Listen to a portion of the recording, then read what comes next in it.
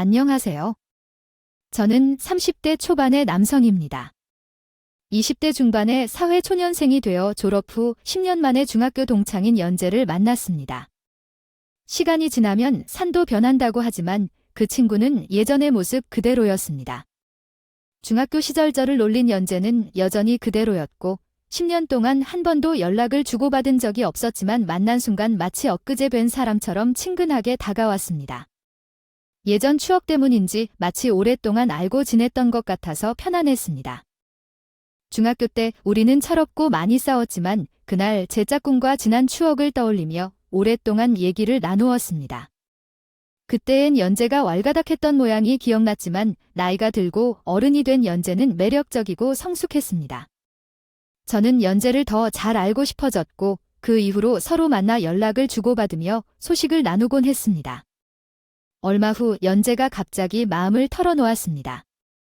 나 너 좋아해. 너는 나 어때? 사실 연재는 중학생 시절 나의 첫사랑이었다. 하지만 자주 싸우고 고백할 용기도 없었기에 첫사랑은 이루어지지 않았다는 속설 탓에 그동안 잊으려고 노력해왔다. 그런데 우연히 다시 만난 것을 보니 우리는 인연일지도 모른다는 생각이 들었다. 하지만 서로 이어진 인연을 놓치기 싫어서 결국 연재가 먼저 나에게 마음을 표현해 주었다. 그 결과 우리는 연인이 되었고 예쁜 사랑을 키워나갔다. 동창 친구들은 우리가 만나는 소식에 난리가 났지만 마음이 서로 통하는 연재와 나에게는 상관없는 일이었다. 3년을 사랑하며 만났지만 여전히 어린 시절 추억으로 남았다. 너무 많았죠. 지금도 어디를 가나 그녀와의 흔적이 보여서 괜히 속이 쓰리고 그게 참 아이러니했어요. 하지만 당시에는 이런 추억들을 평생 간직하고 싶은 심정이었죠. 와, 여기 너무 좋다. 끝까지 같이 가자라고 말하면서 진정 올 것처럼 생각했죠. 그랬나 봐. 내가 사진 찍어 줄게. 거기 서봐. 아, 이 사진은 같이 찍어야지. 너도 이리 와. 동아야, 우리 나중에 나이 들어서 여기 다시 와보자. 한 10년, 20년이 그때 다시 오면 감회가 남을 것 같아. 그때 그녀도 나와 같은 생각이 없겠죠. 애초에 우리는 흔한 인연이 아니었으니 서로의 학창 시절을 기억하고 서로의 청춘을 함께하고 그리고 함께 늙어 말년을 보낼 생각이었습니다. 3년 정도 만나니 서로의 나이도 찰 만큼 찾고 결혼을 해도 좋지 않을까 하는 생각이 들었어요. 중학교 3년, 연애 3년, 장장 6년을 알고 지냈으니 이제는 서로 더 모르는 것도 없고 놀랄 일도 없을 거라 생각했습니다. 그래서 결혼을 고민했었죠. 사실 그때 우리의 나이는 30살이 되었던지라 거의 모든 남자친구들이 결혼을 했으나 여자인 연재는 주변 지인들이 다 결혼을 한 상태였습니다. 그런 상황에서 연재는 마음이 조급해져서 저한테 자꾸만 눈치를 주더라고요. 자기, 혜진이 기억나? 혜진, 너 대학 동기 어떻게 찾나? 저번에 누구 소개시켜줘. 아, 맞아. 그게 모태솔로 김혜진. 30살까지도 그랬어. 사랑에 실패해서 정말 고민이 많은 나라 우리도 소개팅에 나갔어. 그런데 세상의 강아지가 이번에 결혼한다고 청첩장을 보내주겠다고 해서 만나자고 하더라. 깜짝 놀랐는데 얼마 전에 만난 사람과 너무 잘 맞는다며 바로 결혼 장소를 예약했다는 얘기야. 진짜 놀라워. 대박이지 않아? 어쩌면 잘 될지 몰라. 너도 걱정 많이 했지만 결국 선약은 결혼이라 그런가 봐. 그래서 일찍 가보는 게 좋을 것 같아서. 아직 30도 안 돼서 괜찮겠지만 결혼이 꼭 필요할까? 그건 알 수 없는 문제인데요. 어찌됐든 결혼이 늦어진다고 해도 여자가 30대면 괜찮다고. 그렇게는 생각하고 싶지 않아도 주변에서 계속 시집 가냐고 물어보니 진짜 짜증나. 다들 남의 일에 참견하는구나. 그냥 무시하기로. 아무래도 나도 좋아요. 결혼 생각은 없어. 그렇지만 주변 사람들은 남자친구를 사귀거나 결혼 준비를 해서 난리 난다. 그런 모습을 보니 난 프로포즈 받을 때까지 기다리기 싫어해. 갑자기 좋아한다는 느낌이 들어. 다들 남자친구를 만날 때까지 찾나 봐. 결혼하지 못해도 괜찮고 누구도 죽지 않아. 하지만 이런 얘기를 하며 결혼에 대해 생각해보는 연재를 보면서 그 사람은 과연 결혼을 하고 싶은 건지 아니면 생각이 없는 건지 모르겠어. 혼란스러웠어요. 그래서 결혼할 돈조차 없는데 좀 더 기다릴까 생각했지만 대학 동창의 결혼식에 같이 갔다가 싸우게 되었어요. 그 결혼식은 오랜만에 함께 참석한 결혼식이었거든요. 30까지는 서로의 친구들과 지인들의 결혼식에 함께 다녔었는데 이상하게도 30 넘어서부터는 따로 다니기 시작했어요. 이번에는 대학 동창이 결혼한다는 소식이 있었는데 함께 가자고 해서 많이 피곤했지만 동창 결혼식까지 같이 가야 했어요. 이전에는 서로 얘기 없이 같이 가겠다고 하던 건데 갑자기 또 가기 싫다고 하더라고요. 나는 영문 모를 줄 알았습니다. 연재가 쉬고 싶다고 했으니 주말에 잘 알지도 않는 사람 결혼식을 보러 가서 너무 힘들었어요. 혼자 고민하다가 결국 동창 결혼식은 함께 가게 되었어요. 오랜만에 결혼식에 함께 가서 좋은 기분이었지만 그날 제 표정이 마음에 안 들어서 짜증을 내더군요. 연재가 당연히 기분이 좋아야 하는데 제 행동으로 인해 연재도 불편함을 느끼는 모습이 보였어요. 하객이 어찌나 예쁘던 바에 결혼식의 주인공은 새 신랑인데 그럴 리가 있겠어요. 오늘 기분이 안 좋아? 하하, 형이 결혼식인데 왜 그래요? 뭐가 안 좋아? 너가 괜히 차 타자마자 헛소리하지 마세요. 앞에 보고 운전이나 조심하세요. 늦겠어요. 그렇게 식장에 들어간 후에도 연재는 표정 관리하는 듯이 웃으며 돌아다니고 신부의 친구와 예쁘다, 부럽다 덕담을 나눴지만 돌아서 제 옆에 있는 연재는 계속 표정이 안 좋은 듯 했습니다. 그러다 식사 자리에 서면 그 이유를 얼마나 알 수 있었어요. 전화 소리를 듣더니 오랜만에 만나는구나. 아직 소식이 없어서 리드랑 헤어진 줄 알았어. 베프죽인 무슨 3년째 잘 지내고 있는데 어서 너와 하양이 결혼하는 것이 부럽게 딸 나도 부러워. 어렸을 때 너 결혼 일찍 하고 싶다고 막 그러셨잖아. 언제까지 그런 얘기를 해? 요즘 31살 많은 나이도 아닌데 왜 급한 것 같아? 다 결혼을 하니? 우리는 연애 시기를 즐기다가 천천히 결혼하기로 했어요. 그건 그렇겠지만 결혼하면 연애 시절이 아쉽다는 사람도 있을 거야. 그래도 우리 중에 결혼한 아내는 너뿐이니까 말야. 동기들이 모인 자리에서 이래저래 말이 많았지만 결론은 결혼하는 커플들에 대한 관심이 크게 쏠렸답니다. 제가 원래 여자들 대화에 잘 끼어들지 못하고 테이블에 혼자 앉아있는 것을 좋아하는 편이라서요. 그 남자가 어색하고 불편해합니다. 아무 말도 못하고 있지만 결혼을 언제 하냐고 물었던 그런 말들이 그의 기분을 상하게 했던 것 같아요. 그동안 그는 회사 생활이 즐거워 결혼에 대해 생각하지 않고 조급해하지 않았다고 생각했는데 그러한 것이 아니었던 것 같아요. 결혼식이 끝난 뒤도 그를 탓하는 듯한 태도로 화를 내기 시작했다고 해요. 넌 결혼할 생각 없니? 언제 하려고? 라는 말에 분명 그는 속으로 어색해하면서도 마음속으로는 결혼을 고려해볼 필요가 있다고 느꼈던 것 같아요.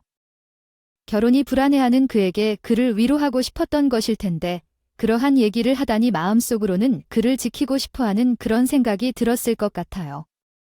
결심을 내려서 결혼을 생각하게 된 그는 마침내 프로포즈를 하기로 마음먹었고 반지를 살펴보며 결정을 내리려고 했던 것 같아요. 평소부터 그가 부러워하던 브랜드의 반지를 선물하며 프로포즈할 준비를 하고 있었던 것 같아요.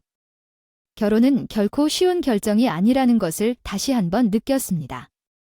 연재의 부모님에게 마주하면서 두 사람의 결혼 생활이 시작되면서 많은 책임과 의무가 생기는 것을 깨달았습니다. 하지만 그 순간에도 저의 마음속에는 연재에 대한 사랑과 감사함이 넘쳤습니다. 함께 고생하고 서로를 이해하며 사랑하는 것이 진정한 가족이 되는 길이라고 믿었습니다.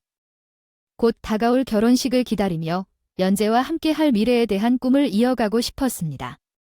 함께하는 모든 순간이 행복하고 감사한 순간이 되기를 바랍니다. 감사합니다. 그 말은 좀 부담으로 느껴졌어요. 전화한테 연재 나 동갑 아들이었으면서 사정이 비슷해서 그렇게 느꼈던 것 같아요. 물론 아들 보내는 입장과 달라는 걸 알지만 요즘같이 남녀가 평등한 세상이라고 하더라도 저희 부모님 입장에서 자식을 보내는 게 어려울 수도 있고 걱정이 안 되는 게 아니에요. 어쨌든 그 말을 뺀다면 그날은 특별한 일이 없었어요. 그 이후로 연재도 우리 집에 다녀갔고 저희 부모님은 큰 반대나 우려를 표현하지 않았어요. 그래서 우리가 좋다니 예쁘게 잘 살아보라며 응원해 주셨어요. 역시 아들을 키운 부모님들이 좀 냄새나고 달라 보이는 건가 싶기도 했고 다르게 생각했던 것 같아요. 이렇게 양가 부모님들의 결혼 승낙을 받아서 우리는 상의를 하지 않는 게 어려웠어요.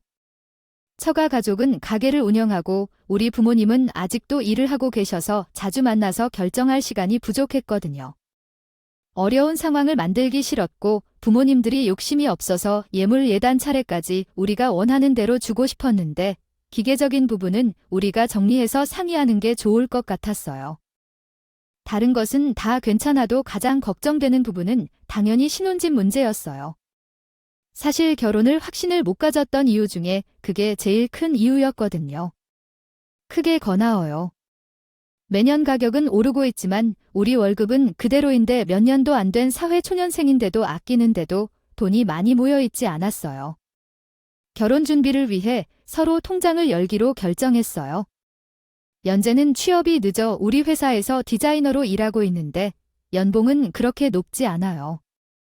그 도전은 어렵고 바쁜 삶을 알기에 크게 기대는 안 했지만 돈을 모은 정도가 상상 이상이라 충격을 받았어요. 3천만 원밖에 없었는데 결혼 준비가 힘들 것 같았어요. 내가 모든 걸 사야 하는 걸 알아 하면서도 동안에 너는 얼마나 모았니? 나도 많이 없지만 둘 다 모은 돈이 얼마나 되니 고민이 됐어요. 저는 학자금을 갚느라 돈을 사용했지만 4년차 때 1억을 모았어요. 결혼 준비를 위해 부모님 도움을 받았지만 1억 3천으로는 어려워서 처가 도움을 받기로 했어요. 저희 집은 도와줄 수 없었어요. 아버지는 퇴직하고 가게를 차린 후 아직도 많은 업무가 남아 있어요. 하지만 혼자서도 해결할 수 있을 것 같아요. 난 집 문제만 해결하면 되니까요. 결혼 준비 비용은 제외하고 생각할 때 집을 장만하기 위해 1억이 필요하지만 요즘은 원룸의 보증금도 높아졌어요. 그러니 너도 부모님에게 물어봐. 그러나 너희 부모님도 아직 일하는 중이니 여유가 있을 거야. 내 경우도 전세로 집을 구해야 하니까 더 많은 여유가 필요해. 결혼은 신중하게 생각하고 준비해야 해 후회하고 싶지 않으니까. 결국 부모님에게 도움을 요청해야 했어요. 예상보다 더 큰 도움을 받아야 했고 이에 대해 죄송했어요. 그런데 부모님은 제 기대 이상의 도움을 준비하고 있었어요. 결혼을 위해 부모님이 청약을 뽑아두신 아파트를 제게 주시겠다고 했어요. 아파트에는 건물이나 전세금만 있으면 꾸미기 쉽다고 생각했지만 그 도움은 예상치 못했던 큰 도움이었어요. 너무나 감사하고 감동스러웠어요.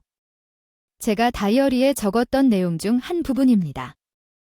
2년이라는 시간이 남았지만 이야기해야 할 문제가 있었어요.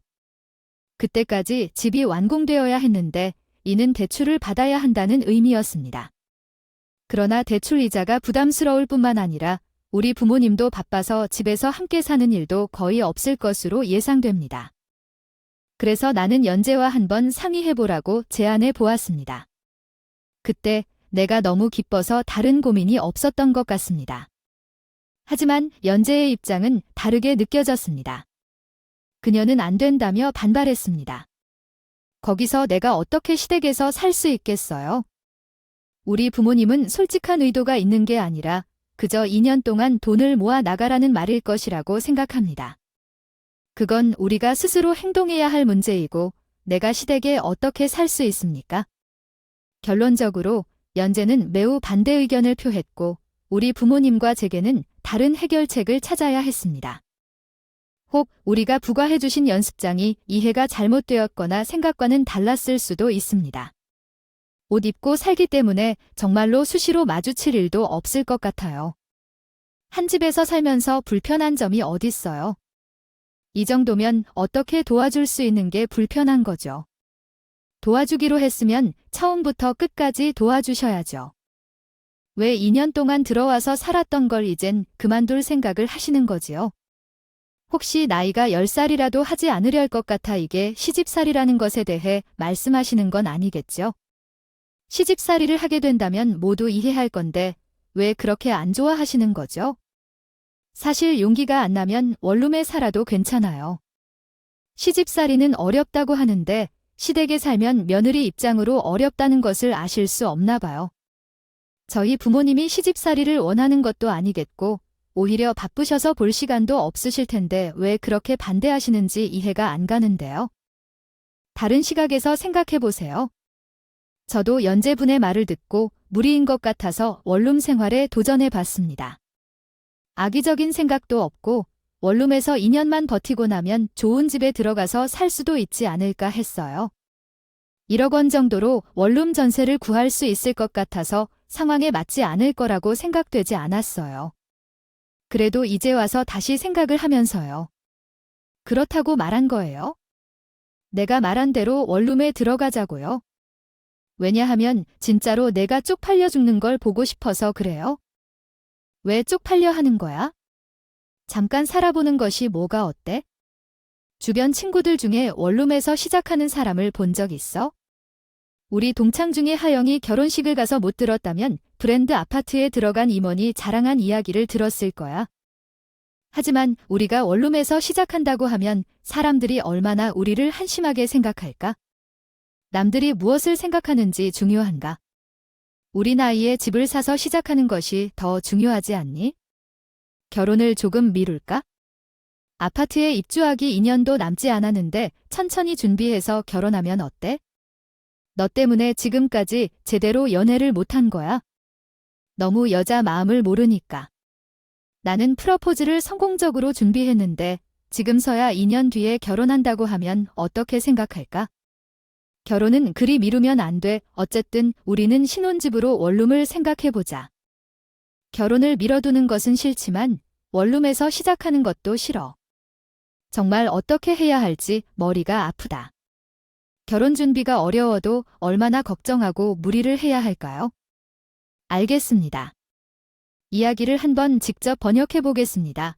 상견례도 하기 전에 우리는 얼마나 많은 어려움을 극복해야 했는지 모르겠어요. 결국 2년 동안 집을 알아보고 다녔지만 매매와 전세에 큰 차이가 없다는 것을 깨달았어요. 어차피 대출을 받아야 한다면 오히려 매매가 대출 금리가 더 낮았어요. 부동산에서 집값은 계속 올라갈 거라는 이야기가 나돌았지만 그런데 구축 아파트가 오래된 아파트보다 비싸다고 해서 빌라를 살까 했더니 안 돼서 아파트를 살게 되었어요. 물론 부동산이 오를 것을 믿고 캐먹게 하는 이야기도 있지만 결국에는 저렴하게 나온 구축 아파트를 매매하기로 결정했어요. 리모델링을 좀 해서 나중에 팔면 좋을 것 같아서요.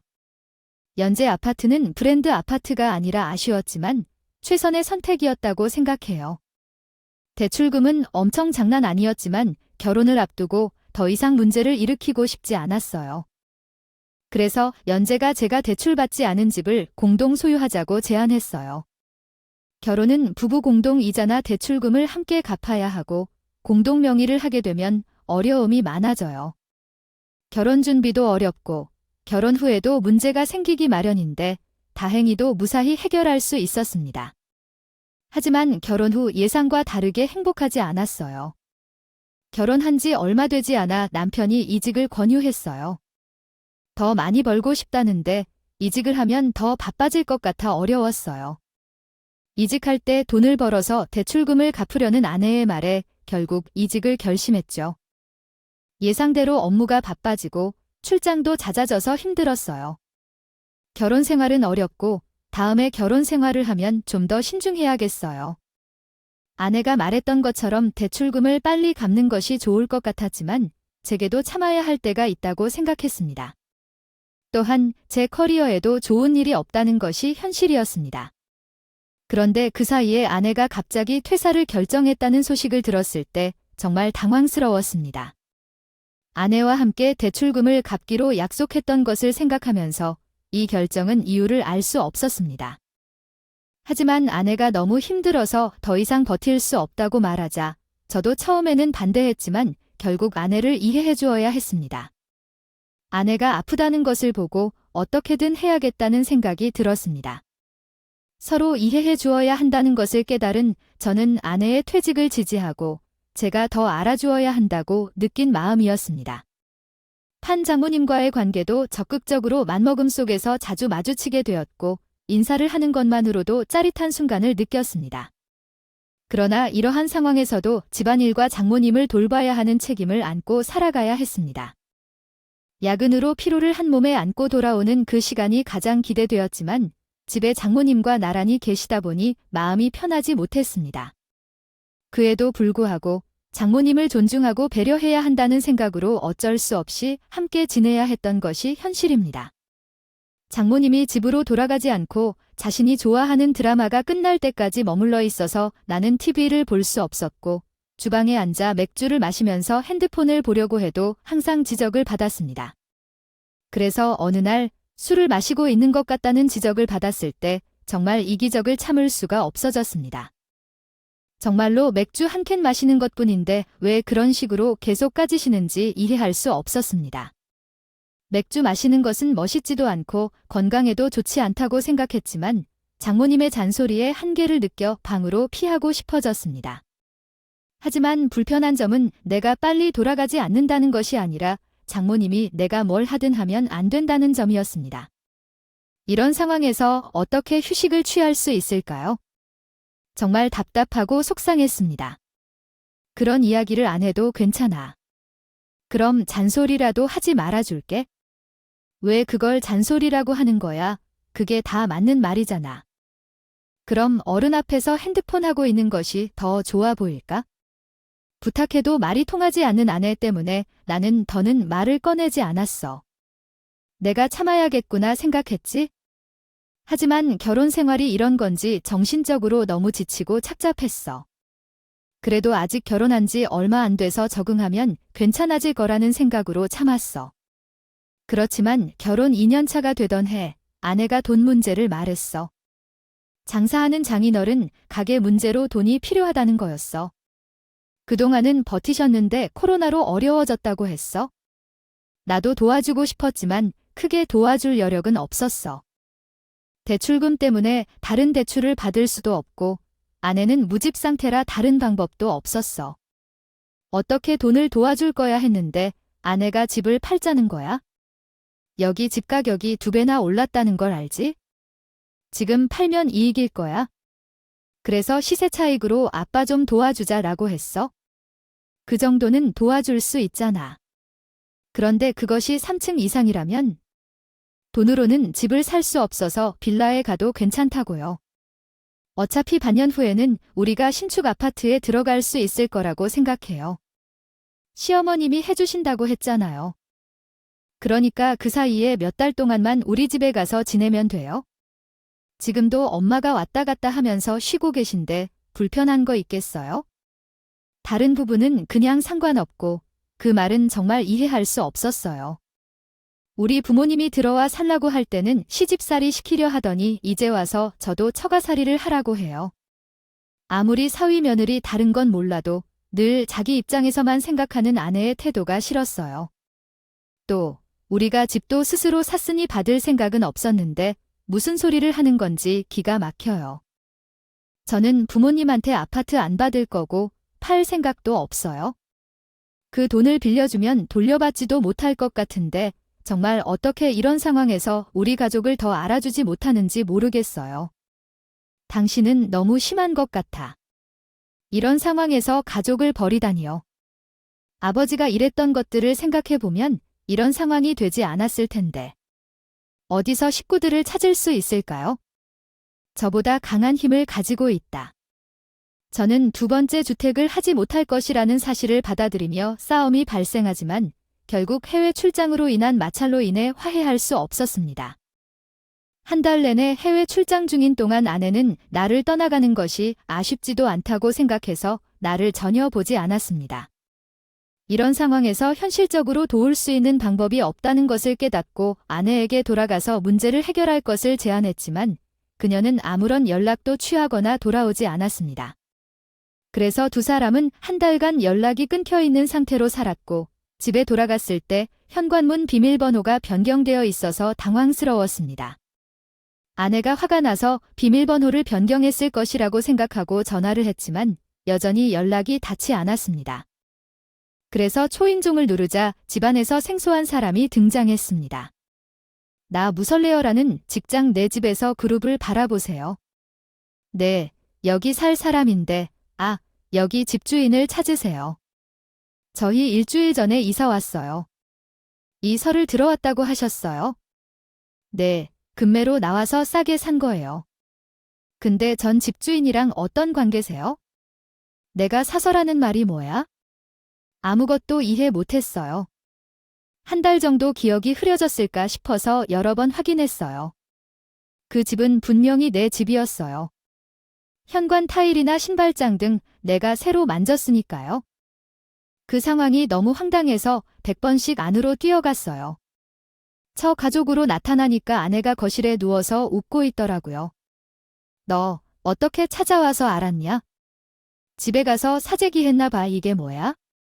나 없을 동안 진짜로 대출받고 팔아서 싸게 넘겼어도 돈은 잘 받았어. 우리는 잘하는 기업자지. 나 없는 동안 집을 팔고 쓰는 모습을 보니 화팅 나 파찾지 마. 일이 벌어진 후에는 어쩔 수 없어. 그래도 서서 방덕의 그 반불은 귀여운 모습이 참 감사스러워 보여. 잘 쓰고 있나? 그래, 거기 서 있지 말고 얼른 들어와서 짐 풀고 자. 단지인 타 여기 들여온 거니까 걱정하지 말고 현재 상황에 아무도 이상하게 여기지 않아. 도대체 어떤 사람들이 동의 없이 집을 팔았다는 거야? 따님이 철이 없다고 하더라도 말리는 게 좋겠어? 우리 어딜 가서 사는 거야? 부모님한테 집을 준다며 몇 달만 참으면 30초에 생기는데 무슨 걱정이냐고. 차라리 성질이 참 답답해. 그건 우리 부모님 집이잖아. 내가 어렵다고 할 때 도와주신 거지? 제 힘으로 집을 짓는데 그걸 왜 봤냐고? 너 내가 똑똑하게 말했었잖아. 근데 어떻게 이럴 수 있어? 그만 좀. 이미 팔아버렸는데 어떻게 할 거야? 적어도 누구 하나는 미안하다고 할 줄 알았는데 그 집 가족들은 아무도 잘못한 게 없어 보였어. 자기들 마음대로 하는 그 짓거리들이 너무 질리는 나는 결국 그 자리에서 이혼을 통보했어. 화가 나서 헛소리하는 줄 아는 건지 아무도 붙잡지도 않더라고. 그래서 짐가방을 챙겨 변호사를 찾아갔지. 그리고 돈을 돌려받을 수 있는지 알아봤어. 다행히 돈을 돌려받을 수 있다고 했어. 동의 없이 그런 일을 벌인 것도 유책 사유가 된다고 말입니다. 결국 저는 오늘 준비했고 아내가 있을 척 악대그로 이혼 소송장을 보냈습니다. 그랬더니 그제서야 난리가 나고 전화가 불이 났습니다. 당신 정말 이럴 거야. 이게 이혼할 일이니 진짜 남자가 어쩜 그렇게 좀스럽지? 이기적이야. 내가 나 좋자고 그런 거야. 가족 일인데 그 정도 이해 못 해주냐고. 당신 부모님이어도 그럴 거냐고. 너야말로 제발 정신 차려. 너나 너희 부모님이나 나를 가족으로 생각했으면 그랬을까. 이기적인 건 내가 아니라 너랑 니네 집 식구들이야. 나는 이번 일로 정신 차렸고 이혼할 거니까 너도 변호사 구하던가 뭐 알아서 해. 그리고 더 이상 너랑 얘기하고 싶지 않으니까 다시는 연락하지 말고. 저는 그동안 처가에 조금씩 보낸 돈이며 아내가 그동안 살림도 제대로 안 하고 썼던 생활비들이며 대출금 한 번 갚지 않은 것들을 증거로 모아 소송을 준비했습니다. 그나마 결혼 기간이 짧았고 아내가 대출금 한 번 갚지 않았던 것이 아주 큰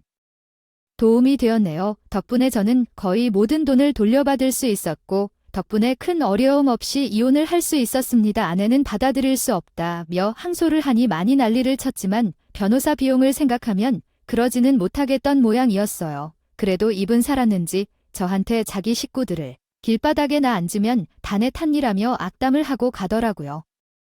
이미 팔아버렸는데 어떻게 할 거야? 적어도 누구 하나는 미안하다고 할 줄 알았는데 그 집 가족들은 아무도 잘못한 게 없어 보였어. 자기들 마음대로 하는 그 짓거리들이 너무 질리는 나는 결국 그 자리에서 이혼을 통보했어. 화가 나서 헛소리하는 줄 아는 건지 아무도 붙잡지도 않더라고. 그래서 짐가방을 챙겨 변호사를 찾아갔지. 그리고 돈을 돌려받을 수 있는지 알아봤어. 다행히 돈을 돌려받을 수 있다고 했어. 장인과 장모가 19세 때 걱정했던 이야기. 지금은 남이 되어 그 집에서 19세를 걱정할 일은 없을까요? 끝없이 탓만하는 아내에게 질렸습니다. 그 덕분에 좀 더 빨리 정신 차리게 됐어요. 물론 우리가 이혼했다는 소문이 돌아서 역삼동에서 가만히 못 있을 것 같지만 별로 즐겁거나 기쁘지 않았던 결혼 생활을 끝내서 다행이에요. 아내 덕분에 집도 샀고 집값이 오르기도 했고 반강제적으로 이직을 해서 연봉도 많이 오르기는 했어요. 그걸 고마워해야 하나 싶긴 하지만 그래도 뭔가 나 남은 게 없을까 해서 스스로 위로해 봅니다. 솔직히 당분간 결혼 생각은 안 할 것 같아요. 회사 때문에 바쁘기도 하지만 결혼이 참 지루하다는 걸 느낍니다. 그래도 좋은 사람이 있다면 새로 시작해봐도 좋을 것 같아요. 어딘가에서 나를 진심으로 이해해줄 좋은 사람이 있다면 좋겠네요. 이야기는 여기서 마치겠습니다.